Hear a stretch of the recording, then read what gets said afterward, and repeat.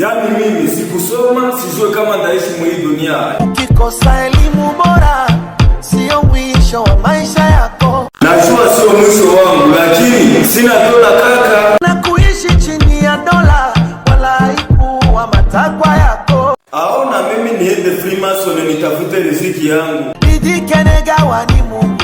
Sasa unaweza nishauri nini ndugu yangu Harmonize? Mtangulize Mungu na dua popote kambi. Ina maana maombi atafanya kazi Omba kwa Mungu pewe. Kama ni vile kazi yangu itakuwa ni ya kuomba tu. Hivi hakuna mwingine mwenye hakusoma Mimi. Nani? Ni mimi hapa. Sasa wewe msanii mkubwa hakusoma kivipi? Nilifeli sekondari kwenda chuo. Kumbe na wasanii waga wanafeli jamani, tusikose kusubscribe na kulike na kushare na kucomment. Asalabisla.